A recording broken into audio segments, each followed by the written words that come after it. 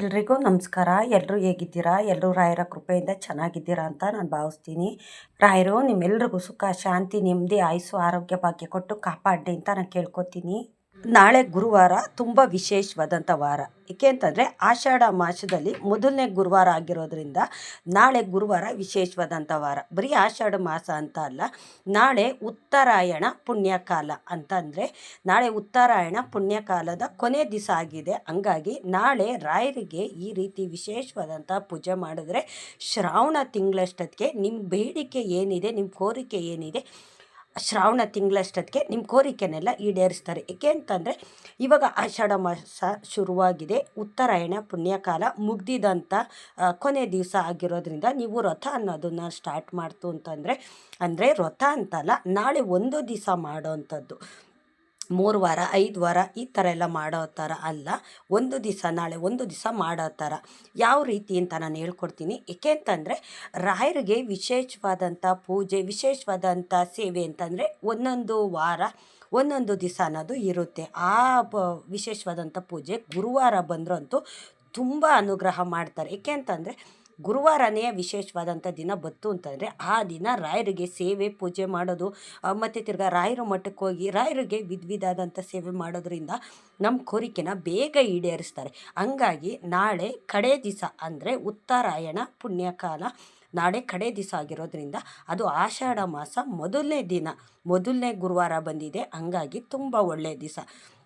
ನೀವು ಇದನ್ನು ಪೂಜೆನ ಮಾಡಿ ನೋಡಿ. ಮತ್ತು ನಿಮ್ಮ ಸಂಕಲ್ಪ ಏನಿದೆ, ರಾಯರ ಮಠದಲ್ಲಿ ನೀವು ರಾಯರ ಹತ್ರ ಹೋಗ್ಬಿಟ್ಟು ರಾಯರ ಮುಂದೆ ಕೂತ್ಕೊಂಡು, ಅಂದರೆ ಮೊದಲು ಹೆಜ್ಜೆ ನಮಸ್ಕಾರ ಹಾಕಿ ದೀಪ ಬೆಳಗ್ಗೆ ಎಲ್ಲ ಆಗಿದ ನಂತರ ರಾಯರ ಮುಂದೆ ಅಂದರೆ ಬಲಭಾಗದ ಕಡೆ ರಾಯರ ಕಡೆ ಕಾದಂಗೆ ನೀವು ಕೂತ್ಕೊಂಡು ನಿಮ್ಮ ಕೋರಿಕೆ ಏನಿದೆ, ನಿಮ್ಮ ಇಷ್ಟಾರ್ಥಗಳು ಎಲ್ಲ ಏನಿದೆ ಅದನ್ನು ನೀವು ನಾಳೆ ರಾಯರ ಮುಂದೆ ಹೇಳ್ಕೊಂಡು ಬನ್ನಿ.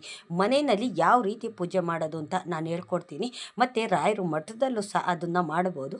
ರಾಯರ ಮಠದಲ್ಲಿ ನನಗೆ ಮಾಡೋಕ್ಕಾಗೋದಿಲ್ಲ ಅಂತಂದರೆ ನೀವು ಮನೆಯಲ್ಲೇ ಮಾಡಿ. ನೀವು ಸಾಧಾರಣವಂಥ ಪೂಜೆ ಇದು, ತುಂಬ ಸರಳವಾಗಿ ಮಾಡ್ಕೊಳ್ಳೋವಂಥ ಪೂಜೆ. ಏನಿಲ್ಲ, ನಾವು ಮಾಮೂಲಿ ಗುರುವಾರ ಹೇಗೆ ಮಾಡ್ತೀವೋ ಅದೇ ರೀತಿ ಎಲ್ಲವನ್ನು ಸಹ ತಯಾರು ಮಾಡಿಕೊಂಡು ನೀವು ತುಪ್ಪದ ದೀಪ ಹಚ್ಚುತ್ತೀರ. ತುಪ್ಪದ ದೀಪ ಹಚ್ಚಿ ಅಂದರೆ 5 ತುಪ್ಪದ ದೀಪ ಹಚ್ಚಿ ನೀವು, ಅಂದರೆ ಹೊಸ ದೀಪ ತೊಗೊಳ್ಳಿ, ಮಣ್ಣಿನ ದೀಪ ತೊಗೊಂಡು ಹೊಸ ದೀಪದಲ್ಲಿ ಹಚ್ಚಿ, ಇಲ್ಲಾಂದರೆ ನೀವು ಯೂಸ್ ಮಾಡೋವಂಥ ದೀಪ ಆಗಿದ್ರೂ ಪರವಾಗಿಲ್ಲ, ಆ ದೀಪದಲ್ಲಿ ಹಚ್ಚಿ. ಇಲ್ಲ ಅಂತಂದರೆ ಜೋಡಿ ಬೆಲ್ಲ ಅಂದರೆ ಬೆಲ್ಲದ ಆರತಿನಲ್ಲಿ ನೀವು ಬೆಲ್ಲದ ಆರತಿ ಮಾಡೋವಂಥದ್ದು, ಅಚ್ಚು ಬೆಲ್ಲ ಬರುತ್ತಲ್ಲ, ಅಚ್ಚು ಬೆಲ್ಲಕ್ಕೆ ತುಪ್ಪ ಹಾಕ್ಬಿಟ್ಟು ಅದಕ್ಕೆ ದೀಪ ಹಚ್ಚೋವಂಥದ್ದು. ಈ ರೀತಿ ಮಾಡಿದ್ರೂ ಆಗುತ್ತೆ, ಇಲ್ಲ ತುಪ್ಪದ ದೀಪ ಹಚ್ಚಿದ್ರೂ ಸಹ ಆಗುತ್ತೆ. ಅಂದರೆ ನಾಳೆ ಬೆಲ್ಲದ ಆರತಿನ ತುಪ್ಪದಲ್ಲಿ ಮಾಡ್ತು ಅಂತಂದರೆ ತುಂಬ ವಿಶೇಷವಾದಂಥ ದಿನ ನಾಳೆ ಆಗಿರೋದ್ರಿಂದ ರಾಯರು ಬೇಗ ಅನುಗ್ರಹ ಮಾಡ್ತಾರೆ. ಜೋಡಿ ಬೆಲ್ಲ ತಗೊಳ್ಳಿ, ನೀವು ತಗೊಂಡು ಆರತಿ ಮಾಡಿ, ಅದಕ್ಕೆ ತುಪ್ಪ ಹಾಕ್ಬಿಟ್ಟು ಮಾಮೂಲಿ ಬೆಲ್ಲದ ಆರತಿ ಮಾಡ್ತಾರಲ್ಲ ಅದೇ ರೀತಿ ಮಾಡಿ. ನೀವು ಮನೆಯಲ್ಲೂ ಅದನ್ನು ಮಾಡ್ಬೋದು, ನೀವು ರಾಯರ ಮಠದಲ್ಲೂ ಸಹ ಅದನ್ನು ಮಾಡ್ಬೋದು. ರಾಯರ ಮಠದಲ್ಲಿ ಮಾಡಿದ್ರಂತೂ ತುಂಬ ಒಳ್ಳೆಯದಾಗುತ್ತೆ. ಏಕೆಂತಂದರೆ ರಾಯರು ಬೃಂದಾವನದಲ್ಲಿ ಮಾಡೋದ್ರಿಂದ ಬೇಗ ನಮಗೆ ಅನುಗ್ರಹ ಮಾಡ್ತಾರೆ. ನಿಮಗೆ ಮನೆಯಲ್ಲೂ ಸಹ ಮಾಡಿ ರಾಯರ ಮಠದಲ್ಲೂ ಮಾಡೋಕ್ಕೆ ಅನುಕೂಲ ಆಗ್ತು ಅಂತ ಅನ್ನೋದಾಯಿತು ಅಂತಾರೆ, ರಾಯರ ಮಠದಲ್ಲೂ ಸಹ ಬೆಲ್ಲದ ಆರತಿನ ತುಪ್ಪ ಹಾಕ್ಬಿಟ್ಟು ಮಾಡಿ, ತುಂಬ ಒಳ್ಳೆಯದಾಗುತ್ತೆ. ಏಕೆಂತಂದರೆ ರಾಯರಿಗೆ ವಿಧವಾದಂಥ ಪೂಜೆ ಪುನಸ್ಕಾರಗಳನ್ನೋದಿರುತ್ತೆ. ವಾರಕ್ಕೊಂದೊಂದು ದಿನ ಏನಾದರೂ ಈ ಥರ ಗುರುವಾರ ದಿವಸ ವಾರ ಏನಾದರೂ ಒಂದು ವಿಶೇಷ ರಾಯರಿಗೆ ಸಂಕಲ್ಪ ಮಾಡೋದ್ರಿಂದ ನಾವು ನಮ್ಮ ಹಲವಾರು ಸಮಸ್ಯೆಗಳನ್ನ ರಾಯರು ದೂರ ಮಾಡ್ತಾರೆ. ಏಕೆಂತಂದರೆ ರಾಯರಿಗೆ ವಿಶೇಷವಾದಂಥ ಗುರುವಾರ ದಿವಸ ವಿಶೇಷವಾದಂಥ ಪೂಜೆ ಬತ್ತು ಅಂತಂದರೆ ರಾಯರು ಬೇಗ ಅನುಗ್ರಹ ಮಾಡ್ತಾರೆ. ಇನ್ನು ಬೇರೆ ದಿವಸ ಮಾಡೋದಿಲ್ವ ಅಂತ ನಾವು ಅಂದ್ಕೋಬೋದು, ಇಲ್ಲ, ಎಲ್ಲ ದಿವಸನೂ ಮಾಡ್ತಾರೆ. ಆದರೆ ರಾಯರಿಗೆ ಅಂತಲೇ ವಿಶೇಷವಾದಂಥ ದಿನಗಳು ಬರುತ್ತಲ್ಲ, ಆ ಟೈಮಲ್ಲಿ ನಾವು ಈ ಥರ ರಾಯರಿಗೆ ಪೂಜೆ ಮಾಡ್ತು ಅಂತಂದರೆ ನಮ್ಮ ಕೋರಿಕೆನ ಬೇಗ ಈಡೇರಿಸ್ತಾರೆ. ನಾನು ಮನೆಯಲ್ಲೂ ಜೋಡಿ ಬೆಲ್ಲದಲ್ಲಿ ನಾನು ತುಪ್ಪದ ಆರತಿ ಮಾಡ್ತೀನಿ, ಬೆಲ್ಲದ ಆರತಿ ಮಾಡ್ತೀನಿ ಅನ್ನೋದಾಯಿತು ಅಂತಂದರೆ ಮನೆಯಲ್ಲೂ ಸಹ ಮಾಡಿ. ಮತ್ತು ರಾಯರ ಮಠದಲ್ಲೂ ನನಗೆ ಮಾಡೋಕ್ಕಾಗುತ್ತೆ, ನಾನು ಮಾಡ್ತೀನಿ ಅನ್ನೋದಾಯಿತು ಅಂತಂದರೆ ಅಲ್ಲೂ ಸಹ ಮಾಡಿ. ಅನುಕೂಲ ಇರುತ್ತೆ ಮಾಡೋ ಥರ ರಾಯರು ಅನುಗ್ರಹ ಮಾಡ್ತಾರೆ. ಏಕೆಂತಂದರೆ ಎಲ್ಲ ಮಠಗಳಲ್ಲೂ ಬೆಲ್ಲದ ಆರತಿ ಅನ್ನೋದು ಮಾಡೇ ಮಾಡ್ತಾರೆ. ಹಂಗಾಗಿ ನಾಳೆ ಉತ್ತರಾಯಣ ಪುಣ್ಯಕಾಲ ಆಗಿರೋದ್ರಿಂದ ತುಂಬ ವಿಶೇಷವಾದಂಥ ವಾರ. ಅದು ಆಷಾಢ ಟೈಮಲ್ಲಿ ನಾವೇನೇ ಒಂದು ಪೂಜೆ ಪುನಸ್ಕಾರ ಮಾಡಿದ್ರು ಎಲ್ಲ ದೇವತೆಗಳಿಗೂ ಶಕ್ತಿ ಇರುವಂಥ ಟೈಮ್ ಇದು. ಆಷಾಢ ಟೈಮಲ್ಲಿ ಯಾವ ಪೂಜೆ ಪುನಸ್ಕಾರ ಮಾಡೋಂಗಿಲ್ಲ, ಯಾವ ಒಳ್ಳೆ ಕಾರ್ಯಗಳು ಮಾಡೋಂಗಿಲ್ಲ ಅಂತ ನಾವು ಅಂದ್ಕೋತೀವಿ. ಆದರೆ ದೇವರುಗಳಿಗೆ ಶಕ್ತಿ ಬರೋವಂಥ ಕಾಲ ಇದು ಆಷಾಢ ಮಾಸದಲ್ಲಿ. ಹಾಗಾಗಿ ಆಷಾಢ ಮಾಸದಲ್ಲಿ ಎಷ್ಟು ಅವರು ಶಕ್ತಿನ ಪಡ್ಕೋತಾರೋ, ನಮಗೆ ಶ್ರಾವಣ ಮಾಸದಲ್ಲಿ ನಮಗೆ ಬೇಗ ಅನುಗ್ರಹ ಮಾಡ್ತಾರೆ. ಹಂಗಾಗಿ ಕೆಲವರು ಒಳ್ಳೆ ಕೆಲಸ ಅನ್ನೋದನ್ನು ಮಾಡೋದಿಲ್ಲ. ಅಂದರೆ ಆಷಾಢ ಟೈಮಲ್ಲಿ ಮನೆಗಳ್ಗೆ ಹೋಗೋದು, ಒಂದು ಒಳ್ಳೆ ಕೆಲಸ ಕಾರ್ಯ ಮಾಡೋದನ್ನು ಯಾರು ಮಾಡೋದಿಲ್ಲ. ಏಕೆ ಅಂತಂದರೆ ಆಷಾಢ ಮಾಸದಲ್ಲಿ ಮಾಡಬಾರ್ದು ಅಂತ. ಅಂದರೆ ದೇವರುಗಳಿಗೆ ಶಕ್ತಿ ಬರೋ ಅಂಥ ತಿಂಗಳು ಇವಾಗ. ಅಂದರೆ ದೇವತೆಗಳಿಗೆ, ಅಂದರೆ ಹೆಣ್ಣು ದೇವರುಗಳಿಗೆ ಶಕ್ತಿ ಬರುವಂಥ ಟೈಮು ಈ ತಿಂಗಳು. ಹಂಗಾಗಿ ಆಷಾಢ ತಿಂಗಳಲ್ಲಿ ಎಷ್ಟು ಶಕ್ತಿ ಅನ್ನೋದನ್ನು ದೇವ್ರುಗಳು ಪಡ್ಕೋತಾವೋ, ಶ್ರಾವಣ ತಿಂಗಳಲ್ಲಿ ನಮಗೆ ದೇವ್ರುಗಳು ಅನುಗ್ರಹ ಮಾಡೋವಂಥದ್ದು. ಶ್ರಾವಣ ತಿಂಗಳು ಬಂದರೂ ಸಾಕು, ಎಲ್ಲ ಹಬ್ಬಗಳು ಹಿಂದಿಂದನೇ ಬರ್ತಾ ಇರುತ್ತೆ. ಹಂಗಾಗಿ ಆ ತಿಂಗಳಲ್ಲಿ ನಾವು ಯಾವ ಹಬ್ಬ ಮಾಡ್ತೀವೋ, ಏನು ಒಂದು ಪೂಜೆ ಪುನಸ್ಕಾರ ಮಾಡ್ತೀವೋ, ಯಾವ ದೇವಸ್ಥಾನಗಳ್ಗೆ ಹೋಗ್ತೀವೋ, ಆವಾಗ ಬೇಗ ನಮಗೆ ಅನುಗ್ರಹ ಮಾಡ್ತಾರೆ. ಹಂಗಾಗಿ ಶ್ರಾವಣ ತಿಂಗಳಲ್ಲಿ ಎಲ್ಲ ದೇವಸ್ಥಾನಗಳಲ್ಲೂ ತುಂಬ ಕ್ರೌಡ್ ಅನ್ನೋದಿರುತ್ತೆ. ಏಕೆ ಅಂತಂದರೆ ಶಕ್ತಿ ದೇವತೆಗಳು ಶಕ್ತಿ ಪಡ್ಕೊಂಡಿರ್ತವೆ ಆಷಾಢ ತಿಂಗಳಲ್ಲಿ. ಹಂಗಾಗಿ ನಾವು ಆಷಾಢ ತಿಂಗಳಲ್ಲಿ ಏನೇ ಒಂದು ಸೇವೆ ಪೂಜೆ ಪುನಸ್ಕಾರ ಮಾಡಿದ್ರು ತುಂಬ ಅಂದರೆ ತುಂಬ ಒಳ್ಳೆಯದಾಗುತ್ತೆ. ನಾಳೆ ಗುರುವಾರ, ಇದು ವಿಶೇಷವಾದಂಥ ದಿನ ಇದೆ. ಹಾಗಾಗಿ ತಪ್ಪದೆ ಎಲ್ಲರೂ ಸಹ ಮಾಡಿ. ಏನು ನಮಗೆ ಖರ್ಚು ಆಗೋದಿಲ್ಲ, ಕಷ್ಟವೂ ಆಗೋದಿಲ್ಲ. ಮಾಮೂಲಿ ಪೂಜೆ ಮಾಡ್ತೀವಲ್ಲ ಅದೇ ಥರನೇ. ಅಂದರೆ ಇವತ್ತೇ ಬೆಲ್ಲ ಮತ್ತು ದೇವ್ರಿಗೆ ನೈವೇದ್ಯ ಏನು ಬೇಕು ಹೂವು ಎಲ್ಲ ತಂದಿಟ್ಕೊತಿರಲ್ಲ, ಅದೇ ರೀತಿ 2 ಅಚ್ಚು ಬೆಲ್ಲ ತಂದಿಟ್ಕೊಳ್ಳಿ. ಮಾಮೂಲಿ ತುಪ್ಪದ ಆರತಿ ಮಾಡ್ತೀವಲ್ಲ ಅದೇ ರೀತಿ ಬೆಲ್ಲದ ಅಚ್ಚಿಗೆ ತುಪ್ಪ ಹಾಕ್ಬಿಟ್ಟು ದೀಪ ಹಚ್ಚೋವಂಥದ್ದು, ಆರತಿ ಮಾಡೋ ಅಂಥದ್ದು ಅಷ್ಟೇ, ಬೇರೆ ಏನಿಲ್ಲ. ನಿಮಗೆ ರಾಯರ ಮಠಕ್ಕೆ ಹೋಗ್ತಿರಲ್ಲ ವಾರ, ಅಂದರೆ ವಾರ ಹೋಗೋಕ್ಕಾಗಿಲ್ಲ ಅಂತ ಅನ್ನೋರು ನಾಳೆ ತಪ್ಪದೆ ಎಲ್ಲರೂ ಸಹ ಹೋಗಿ. ಏಕೆ ಅಂತಂದರೆ ಎಲ್ಲ ರಾಶಿಗಳು, ಅಂದರೆ 12 ರಾಶಿಯವ್ರಿಗೂ ಅನುಗ್ರಹ ಮಾಡೋ ಅಂಥ ದಿನ ನಾಳೆ. ಎಲ್ಲ ರಾಶಿಯವರು ರಾಯರ ಮಠಕ್ಕೆ ಹೋಗಿ ರಾಯರಿಗೆ ಬಲಭಾಗದಲ್ಲಿ ಕೂತ್ಕೊಂಡು ನಮ್ಮ ಇಷ್ಟಾರ್ಥಗಳನ್ನೆಲ್ಲ ರಾಯರ ಹತ್ರ ಹೇಳ್ಕೊಂಡು, ನಮ್ಮ ಕಷ್ಟ ಏನಿದೆ, ನಿಮ್ಗೇನಾಗಬೇಕು, ಯಾರಿಂದ ಏನಾಗಿದೆ, ಯಾರಿಂದ ಒಂದು ಹಣಕಾಸು ಬರಬೇಕು, ನಿಮಗೆ ಯಾವುದೊಂದು ಕೋರ್ಟ್ ಕೇಸ್ ಇದೆಯಾ, ಇಲ್ಲ ಜಮೀನಿಂದು ಒಂದು ತೊಂದರೆ ಇದೆಯಾ, ಇಲ್ಲಿ ನಿಮ್ಗೆ ಏನಾಗಬೇಕೋ ಅದನ್ನೆಲ್ಲ ರಾಯರ ಹತ್ರ ಹೇಳ್ಕೊಂಡು ನೀವು ತುಪ್ಪದ ಆರತಿ ಮಾಡಿಬಿಟ್ಟು ರಾಯರ ಹತ್ರ ಒಂದು ಸಂಕಲ್ಪ ಅಂತ ಮಾಡಿಕೊಂಡು ನೀವು ನನಗೆ ಶ್ರಾವಣ ತಿಂಗಳಷ್ಟೊತ್ತಿಗೆ ನನ್ನ ಕಷ್ಟ ಏನಿದೆ ಅದೆಲ್ಲ ದೂರ ಆಗಿ, ನಾನು ಏನಕ್ಕೋಸ್ಕರ ನಾನು ಆಸೆ ಪಡ್ತಾ ಇದ್ದೀನೋ, ಏನಕ್ಕೋಸ್ಕರ ನಾನು ಬೇಡಿಕೆ ಇಟ್ಟಿದ್ದೀನೋ ನಿನ್ನ ಮುಂದೆ, ಅದನ್ನು ಈಡೇರಿಸು ಭಗವಂತ ಅಂತಂದರೆ ನಾವು ಏನೇ ಒಂದು ಸಂಕಲ್ಪ ಮಾಡ್ಕೋತೀವಲ್ಲ ಅದು ಒಳ್ಳೆ ರೀತಿಯಲ್ಲಿ ಆಗಿರಬೇಕು. ಏಕೆಂತಂದರೆ ನಾವು ಒಳ್ಳೆ ರೀತಿಯಲ್ಲಿ ಮಾಡ್ಕೊತು ಅಂತಂದರೆ ನಿಜವಾಗ್ಲೂ ಒಂದಲ್ಲ ಒಂದು ದಿವಸ ನಮ್ಮ ಕೋರಿಕೆನ ಈಡೇರಿಸ್ತಾರೆ. ಅದು ಆಗೋದೇ ಇಲ್ಲ, ನಮಗೆ ಅದು ಆಗೋದಿಲ್ಲ ಅನ್ನೋದು ಗೊತ್ತಿದ್ದು ಸಹ ಅದರಿಂದನೇ ನಾವು ಹೋಗ್ತು ಅಂತಂದರೆ, ಅಂದರೆ ಅನ್ಯಾಯದ ಕಡೆಗೆ ನಾವು ಹೋಯ್ತು ಅಂತಂದರೆ ನಿಜವಾಗ್ಲೂ ನಾವು 2-3 ವರ್ಷ ವ್ರತ ಮಾಡಿದ್ರು ನಮ್ಮ ಕೋರಿಕೆನ ರಾಯರು ಈಡೇರಿಸೋದಿಲ್ಲ. ಒಳ್ಳೆ ರೀತಿ ಆಗಿರಬೇಕು, ನ್ಯಾಯಬದ್ಧಾಗಿರಬೇಕು ನಮ್ಮ ಕೋರಿಕೆ. ಆ ನ್ಯಾಯಬದ್ಧ ಆಯಿತು ಅಂತಂದರೆ ಒಂದಲ್ಲ ಒಂದು ದಿವಸ ನಮ್ಮ ಕೋರಿಕೆನ ಈಡೇರಿಸ್ತಾರೆ. ನಾವು ಅನ್ಯಾಯದ ಕಡೆ ಹೋಗ್ಬಿಟ್ಟು ಏನೋ ಬರಬಾರ್ದು ಅಂಥದ್ದನ್ನು ಬರಬೇಕು ತಂದೆ, ನಂಗೆ ಅದು ಆಗಬೇಕು, ನಾನು ಅದಕ್ಕೋಸ್ಕರ ನಾನು ಇಷ್ಟೆಲ್ಲ ವ್ರತ ಮಾಡ್ತಾಯಿದ್ದೀನಿ ಅಂತ ನಾವು ರಾಯರ ಹತ್ರ ಎಷ್ಟೇ ವ್ರತ ಪೂಜೆ ಮಾಡಿದ್ರು ನಿಜವಾಗ್ಲೂ ಅದು ಬರೋದಿಲ್ಲ. ಏಕೆ ಅಂತಂದರೆ ಎಲ್ಲ ದೇವತೆಗಳು ನೋಡೋದೆ ಒಳ್ಳೆ ದಾರಿನಲ್ಲಿ, ಒಳ್ಳೆ ಮಾರ್ಗದಲ್ಲಿ ಹೋಗುವಂಥವ್ರನ್ನೇ ಎಲ್ಲ ದೇವ್ರುಗಳು ನೋಡೋ ಅಂಥದ್ದು. ಹಂಗಾಗಿ ನಾವು ಒಳ್ಳೆ ಮಾರ್ಗದಲ್ಲಿ ಸತ್ಯವಾದಂಥದ್ದನ್ನು ನಾವು ಬೇಡ್ತು ಅಂತಂದರೆ ನಿಜವಾಗ್ಲೂ ಒಳ್ಳೇದು ಮಾಡೇ ಮಾಡ್ತಾರೆ. ಅರ್ಥ ಆಗಿದೆ ನಾನು ಹೇಳೋದು ಅಂತ ನಾನು ಅನ್ಕೋತೀನಿ. ಏಕೆ ಅಂತಂದರೆ ಒಳ್ಳೆ ರೀತಿಯಲ್ಲಿ, ಈಗ ಬೇರೆಯವ್ರಿಗೆ ಏನೋ ಕೆಟ್ಟದಾಗಲಿ, ಬೇರೆಯವರು ಹಾಳಾಗೋಗಲಿ, ನನಗೆ ಅವ್ರು ಮೋಸ ಮಾಡಿದ್ದಾರೆ, ಅವ್ರು ಕೆಟ್ಟದಾಗಬೇಕು, ಅವ್ರು ಇರಲೇಬಾರ್ದು ಅಂತ ನಾವು ಬಯಸಿ ಒಂದು ಪೂಜೆ ವ್ರತ ಮಾಡ್ತು ಅಂತಂದರೆ ನಿಜವಾಗ್ಲೂ ಅದು ಕೋರಿಕೆ ಈಡೇರೋದಿಲ್ಲ.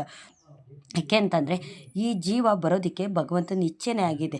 ಅವ್ರವ್ರ ಪಾಪ ಕರ್ಮ ಏನಿದೆಯೋ ಅದನ್ನೆಲ್ಲ ಅವ್ರು ಕಳ್ಕೊಂಡೇ ಹೋಗುವಂಥದ್ದು. ಅವ್ರಿಗೇನು ಆಗಲಿ ಅಂತ ಅಂದ್ಬಿಟ್ಟು ನಾವು ಕೆಟ್ಟದಾಗಲಿ ಅಂತ ನಾವು ಬಯಸ್ತು ಅಂತಂದರೆ ಅದು ನಮ್ಮ ಕೋರಿಕೆ ಈಡೇರೋದಿಲ್ಲ. ನಮ್ಮ ಕೈಗೆ ಎಟುಕ್ತಾ ಇರೋದನ್ನು ನಾವು ಬೇಡೋದಕ್ಕೆ ಹೋಗಬಾರ್ದು. ನಮಗೆ ಕೈಗೆ ಎಟ್ಕೋದನ್ನೇ, ನಮಗೇನು ಬೇಕು ಅನ್ನೋದು ಭಗವಂತಂಗೆ ಗೊತ್ತಿರುತ್ತೆ. ಹಂಗಾಗಿ ನಾವು ಏನು ಕೇಳ್ತೀವೋ ಅದನ್ನೆಲ್ಲ ರಾಯರು ಈಡೇರಿಸ್ಕೊಡೋದಿಲ್ಲ. ನಾವು ಏನು ಒಳ್ಳೆಯ ರೀತಿಯಲ್ಲಿ ಕೇಳ್ತೀವೋ ಅದನ್ನು ಮಾತ್ರ ನಮಗೆ ಕೊಡೋವಂಥದ್ದು. ನಾಳೆ ಗುರುವಾರ, ಇದೊಂದು ವ್ರತನ ನೀವು ಮಾಡಿ, ವ್ರತ ಅಂತಲ್ಲ, ನಾಳೆ ಒಂದು ದಿವಸ ಈ ಸೇವೆ ಮಾಡೋ ಅಂಥದ್ದು. ಹಾಗಾಗಿ ಎಲ್ಲ ರಾಶಿಯವ್ರಿಗೂ ನಾಳೆ ಅನುಗ್ರಹ ಮಾಡೇ ಮಾಡ್ತಾರೆ ರಾಯರು. ಇದು 100ಕ್ಕೆ 100ರಷ್ಟು ಸತ್ಯ. ಎಲ್ಲ ರಾಯರು ಮಠದಲ್ಲೂ ಸಹ ನಾಳೆ ಬೆಲ್ಲದ ಆರತಿ ಅನ್ನೋದು ಸಹ ಮಾಡ್ತಾರೆ. ಯಾಕೆ ಅಂತಂದರೆ ಅವ್ರವ್ರಿಗೆ ಬಿಟ್ಟಿದ್ದಂಥದ್ದು. ಕೆಲವರು ತುಪ್ಪದ ಆರತಿ ಮಾಡ್ತಾರೆ, ಕೆಲವರು ಬೆಲ್ಲದ ಆರತಿ ಮಾಡ್ತಾರೆ. ಇವೆರಡೂ ದೀಪನೂ ಸಹ ನಾವು ಬೆಳಗೋವಂಥದ್ದು. ಬರೀ ಬೆಲ್ಲದ ಆರತಿನೇ ಮಾಡಬೇಕು ಅಂತಲ್ಲ. ಅಂದರೆ ನಾಳೆ ಬೆಲ್ಲದ ಆರತಿ ಮಾಡ್ತು ಅಂತಂದರೆ ತುಂಬ ವಿಶೇಷವಾದಂಥ ದಿನ. ಹಂಗಾಗಿ ಬೇಗ ರಾಯರು ಅನುಗ್ರಹ ಮಾಡ್ತಾರೆ. ನಾವು ವಾರ ತುಪ್ಪದ ಆರತಿ ಮಾಡೇ ಮಾಡ್ತೀವಿ. ನಾಳೆ ಒಂದು ದಿವಸ ಬೆಲ್ಲದ ಆರತಿನ ನೀವು ಮನೆಯಲ್ಲಿ ರಾಯರ ಮಠದಲ್ಲಿ ಮಾಡಿ ನೋಡಿ. ನಿಮ್ಮ ಕೋರಿಕೆನೆಲ್ಲ ಎಷ್ಟು ಬೇಗ ಈಡೇರಿಸ್ತಾರೆ ರಾಯರು ಅಂತಂದರೆ ಅಷ್ಟು ಬೇಗ ಈಡೇರಿಸ್ತಿರ್ತಾರೆ. ಏಕೆ ಅಂತಂದರೆ ನಾವು ಒಂದರಿಂದನೇ ಹೋಗ್ತಾ ಇರ್ತೀವಿ, ಏನೋ ಒಂದು ಆಸೆ ಇಟ್ಕೊಂಡಿರ್ತೀವಿ. ಒಂದು ಕೋರ್ಟ್ ಕೇಸ್ ಆಗಿರ್ಬೋದು, ಇಲ್ಲ ಒಂದು ಜಮೀನು ವಿಷಯ ಆಗಿರ್ಬೋದು, ಇಲ್ಲ ಮಕ್ಕಳಿಗೆ ಮದುವೆ ಮಾಡಬೇಕಪ್ಪ, ನನಗೆ ಹಣಕಾಸು ಒದಗಿಸ್ಕೊಡ್ತಾ ಇಲ್ಲ ಅಂತ ಆಗಿರ್ಬೋದು, ಏನೋ ಒಂದು ಆಗಿರ್ಬೋದು. ಇಲ್ಲ ಸೈಟ್ ಇರುತ್ತೆ, ಮನೆ ಕಟ್ಟೋಕ್ಕಾಗ್ತಿರೋದಿಲ್ಲ, ಕೆಲವ್ರಿಗೆ ಸೈಟು ಸಹ ಇರೋದಿಲ್ಲ. ಆಸೆ ಅನ್ನೋದು ಇರುತ್ತೆ ಎಲ್ರಿಗೂ. ನಾನು ಒಂದು ಸ್ವಂತ ಮನೇಲಿ ಇರಬೇಕು ದೇವ್ರೆ ಅನ್ನೋದು ಎಲ್ರಿಗೂ ಆಸೆ ಇರುತ್ತೆ. ಆದರೆ ಆ ಆಸೆಯಾಗೇ ಉಳ್ದೋಗ್ಬಿಡುತ್ತೆ. ನಮ್ಮ ಕನಸು ನನಸಾಗೋದಿಲ್ಲ. ಆದರೆ ನಾವು ದೇವ್ರ ಹತ್ರ ಏನೊಂದು ನಾವು ಬೇಡ್ತಾ ಇರ್ತೀವೋ, ಏನೊಂದು ನಾವು ಒಳ್ಳೆಯದನ್ನೇ ನಾವು ಯೋಚನೆ ಮಾಡ್ತಾ ಇರ್ತೀವೋ, ಭಗವಂತ ಒಳ್ಳೆಯದನ್ನೇ ಮಾಡ್ತಾನೆ. ನಮ್ಮ ಮನಸ್ಸಿನಲ್ಲಿ ಕೆಟ್ಟದ್ದು ಯೋಚನೆ ಮಾಡ್ತಾಯಿತ್ತು ಅಂತಂದರೆ ಕೆಟ್ಟದನ್ನೇ ಕೊಟ್ಟು ಬಿಡ್ತಾರೆ. ಹಾಗಾಗಿ ಯಾವಾಗಲೂ ಒಳ್ಳೆಯದನ್ನೇ ಯೋಚನೆ ಮಾಡಬೇಕು, ಒಳ್ಳೆಯದನ್ನೇ ನಾವು ಮಾತಾಡಬೇಕು. ಏಕೆಂತಂದರೆ ಒಳ್ಳೇದು ಮಾತಾಡಿದ್ರೇ, ಒಳ್ಳೇದು ಯೋಚನೆ ಮಾಡಿದ್ರೇ ನಮ್ಮ ಜೀವನದಲ್ಲಿ ಎಲ್ಲವೂ ಸಹ ಒಳ್ಳೆಯದಾಗ್ತಿರುತ್ತೆ. ಏಕೆ ಅಂತಂದರೆ ಯಾವತ್ತೋ ಒಂದು ದಿವಸ ನಾವೇನೋ ನೆಗೆಟಿವ್ ಆಗಿ ಮಾತಾಡಿರ್ತೀವಿ, ಕೆಟ್ಟದಾಗಿ ಮಾತಾಡಿರ್ತೀವಿ. ಅದು ಒಂದಲ್ಲ ಒಂದು ದಿವಸ ನಿಜ ಆಗಿಬಿಡುತ್ತೆ. ಏಕೆ ಅಂತಂದರೆ ಅಸ್ತು ದೇವತೆಗಳು ಅಸ್ತು ಅಂತ ಹೇಳ್ಬಿಡ್ತಾರಲ್ಲ, ಆವಾಗ ಅದು ಅಸ್ತು ಅಂತಲೇ ಹೇಳೋದ್ರಿಂದ ನಮ್ಮ ಜೀವನದಲ್ಲಿ ಅದು ಪೂರೈಸ್ಬಿಡುತ್ತೆ. ಯಾಕೆ ದೇವರೇ ನನಗೆ ಕಷ್ಟ ಕೊಟ್ಟೆ, ನಾನು ಅಂದ್ಕೊಳ್ದೇ ಇರೋಂಥ ಜೀವನನೂ ನನಗೆ ಕೊಟ್ಬಿಟ್ಟಿದೆಯಲ್ಲ ಅಂತ ಅಂತೀವಲ್ಲ ನಾವು. ನೋಡಿ, ಯಾವಾಗಲೂ ಒಂದು ಟೈಮಲ್ಲಿ ನಾವು ಅದನ್ನು ಹೇಳಿರ್ತೀವಿ, ಅದಕ್ಕೆ ಅಸ್ತು ದೇವತೆಗಳು ಅಸ್ತು ಅಂತ ಅಂದ್ಬಿಟ್ಟಿರ್ತಾರೆ. ಹಾಗಾಗಿ ಅಸ್ತು ದೇವತೆಗಳ ಕೆಲಸ ಯಾವಾಗಲೂ ಅಸ್ತು ಅಸ್ತು ಅಂತ ಇರೋದು. ಹಾಗಾಗಿ ಇದನ್ನು ನಾವು ತಿಳ್ಕೊಂಡು ಯಾವಾಗಲೂ ಒಳ್ಳೆಯದನ್ನೇ ಯೋಚನೆ ಮಾಡಬೇಕು, ಒಳ್ಳೆಯದನ್ನೇ ನಾವು ಮಾತಾಡಬೇಕು. ಮಾತಾಡ್ತು ಅಂತಂದಾಗ ಅಸ್ತು ದೇವತೆಗಳು ಅಸ್ತು ಅಂತಾರೆ. ನೀನೊಂದು ಮನೆಗೆ ಆಸೆ ಪಡ್ತಿರ್ತೀರಾ, ಅಸ್ತು ಅಂತ ಅಂತಾರೆ. ಆವಾಗ ನಮ್ಮ ಕೋರಿಕೆ ಒಂದಲ್ಲ ಒಂದು ದಿವಸ 5 ವರ್ಷ ಆಗ್ಬೋದು, 10 ವರ್ಷ ಆಗ್ಬೋದು, ಅದನ್ನು ಈಡೇರಿಸ್ತಾರೆ. ಒಬ್ಬ ಮನುಷ್ಯನಿಗೆ ಒಂದಲ್ಲ ಒಂದು ಆಸೆ ಇದ್ದೇ ಇರುತ್ತೆ. ಏನಂತಂದರೆ ನಾನು ಸ್ವಂತ ಮನೆಯಲ್ಲಿ ಇರಬೇಕು. ದೊಡ್ಡ ಮನೆಯಲ್ಲಿ ಇರೋಕ್ಕಾಗಿಲ್ಲ ಅಂದ್ರೂ ಪರವಾಗಿಲ್ಲ, ಒಂದು ಚಿಕ್ಕ ಮನೆಯಲ್ಲಾದರೂ ನಾನು ಇರಬೇಕಪ್ಪ. ಮೋಲ್ಡ್ ಮನೆ ಆಗಿಲ್ಲ ಅಂದರೂ ಪರವಾಗಿಲ್ಲ, ಒಂದು ಶೀಟ್ ಮನೆಯಲ್ಲಾದರೂ ನನಗಿರೋ ಥರ ಅನುಗ್ರಹ ಮಾಡೋಂಥ ಎಂಥವ್ರಿಗೂ ಆಸೆ ಅನ್ನೋದು ಇದ್ದೇ ಇರುತ್ತೆ. ಆ ಆಸೆಯನ್ನು ಭಗವಂತ ಈಡೇರಿಸ್ತಾನೆ. ನಾವು ಯಾವಾಗಲೂ ಇದನ್ನೇ ಯೋಚನೆ ಮಾಡಬೇಕು. ನಾನು ಸ್ವಂತ ಮನೆಯಲ್ಲಿ ಇದ್ದೀನಿ, ನನಗೆ ನೀನು ಕೊಟ್ಟಿದ್ದೀಯಾ ದೇವರೇ, ನನಗೆ ನೀನು ಅನುಗ್ರಹ ಮಾಡು, ನಾನು ಸ್ವಂತ ಮನೇಲಿರೋ ಥರ ಅನುಗ್ರಹ ಮಾಡು. ನನ್ನ ಮನೆಯಲ್ಲಿ ಯಾವ ತೊಂದರೆ ತಾಪತ್ರೆ ಇರದಿರೋ ಥರ ನೀನು ನನ್ನ ಜೊತೆಯಲ್ಲಿ ಇರು ಭಗವಂತ. ನನ್ನ ಮಕ್ಳಿಗೆ ಒಳ್ಳೆ ಬುದ್ಧಿ ವಿದ್ಯೆ ಕೊಡು, ನನಗೆ ದುಡಿಯೋದಕ್ಕೆ ಶಕ್ತಿ ಕೊಡು, ನಾನು ದುಡ್ದಂಥ ಹಣ ನನ್ನ ಕೈಲಿ ನಿಲ್ಲೋ ಥರ ನೀನು ಅನುಗ್ರಹ ಮಾಡು ಅಂತ ಇದೇ ಥರ ನೀವು ಕೇಳ್ತಾರೆ. ಅದಕ್ಕೆ ನಾನು ಹೇಳೋವಂಥದ್ದು, ಬ್ರಾಹ್ಮಿ ಮುಹೂರ್ತದಲ್ಲಿ ಅಂದರೆ ಸೂರ್ಯ ಉದಯ ಆಗೋದ್ರೊಳಗಡೆ ನೀವು ದೇವ್ರ ಮುಂದೆ ಕೂತ್ಕೊಂಡು 10 ನಿಮಿಷ, ಜಾಸ್ತಿ ಬೇಡ, ಬರೀ 10 ನಿಮಿಷ ನೀವು ಇದನ್ನು ನೀವು ಯಾವಾಗಲೂ ಸಹ ಅನ್ಕೋತಾ ಇರಿ. ನನ್ನ ಜೀವನದಲ್ಲಿ ಆಗಿದೆ, ಆಗ್ತಾ ಇದೆ, ಎಲ್ಲವೂ ಸಹ ಒಳ್ಳೆಯದಾಗಿದೆ. ನಾನು ಏನಿಲ್ಲ ಅಂದ್ಕೊಂಡಿದ್ದೀನೋ ಅದನ್ನೆಲ್ಲ ನೀನು ಕೊಡ್ತಾ ಇದೆಯಾ. ನಾನು ಸ್ವಂತ ಮನೆಯಲ್ಲಿ ಇದ್ದೀನಿ, ನನಗೆ ಯಾವ ಕಷ್ಟವೂ ಇಲ್ಲ, ನನಗೆ ಯಾವ ಶತ್ರುಗಳು ಇಲ್ಲ, ನನಗೆ ಹಣಕಾಸಿಗೆ ಯಾವುದೇ ತೊಂದರೆ ಇಲ್ಲ, ನನಗೆ ಆರೋಗ್ಯ ಭಾಗ್ಯ ಕೊಟ್ಟಿದೆಯಾ ದೇವರೇ ಅಂತ ಇದನ್ನೇ ನೀವು ಪ್ರತಿ ದಿವಸ ನೀವು ಪ್ರಾರ್ಥನೆ ಮಾಡ್ಕೋತಾ ಇರಿ. ನೀವು ಜಾಸ್ತಿ ಬೇಗ ಎದ್ದೇಳೋದೇನು ಬೇಡ. ಏಕೆ ಅಂತಂದರೆ ಇವಾಗಿನ ಬ್ಯುಸಿ ಟೈಮಲ್ಲಿ ಎಲ್ಲರೂ ಕೆಲ್ಸಕ್ಕೆ ಹೋಗೋವಂಥವ್ರು, ಎಲ್ಲರೂ ಬೇಗ ಎದ್ದೇಳಬೇಕು ಅಂತಂದರೆ ಎಲ್ರಿಗೂ ಆಗೋದಿಲ್ಲ. ಏಕೆ ಅಂತಂದರೆ ಕೆಲಸ ಅನ್ನೋದು ಅಷ್ಟು ಸ್ಟ್ರೆಸ್ ಅನ್ನೋದು ಕೊಡುತ್ತೆ. ಅದನ್ನು ನಾನು ಸಹ ಅರ್ಥ ಮಾಡ್ಕೋತೀನಿ. ಆದರೆ ನನಗೆ ಸಾಧ್ಯವಾಗುತ್ತೆ, ನಾನು ಬೇಗ ಎದ್ದೇಳ್ತೀನಿ. ಎಲ್ಲರೂ ಬೇಗ ಎದ್ದೇಳಬೇಕು ಅಂತಲೇ ಇಲ್ಲ. ನಿಮ್ಗೆ ಆಗಲಿಲ್ಲ ಅಂದರೆ 5:15ಗೆ ಎದ್ದೇಳೋದಾದರೂ ರೂಢಿ ಮಾಡ್ಕೊಳ್ಳಿ. ಎದ್ದು ನಿಮ್ಮ ಕೆಲಸ ಕಾರ್ಯ ಏನಿದೆ ಅದನ್ನೆಲ್ಲ ಒಂದು 1/4 ಗಂಟೆಲಿ ಮುಗಿಸ್ಕೊಳ್ಳಿ.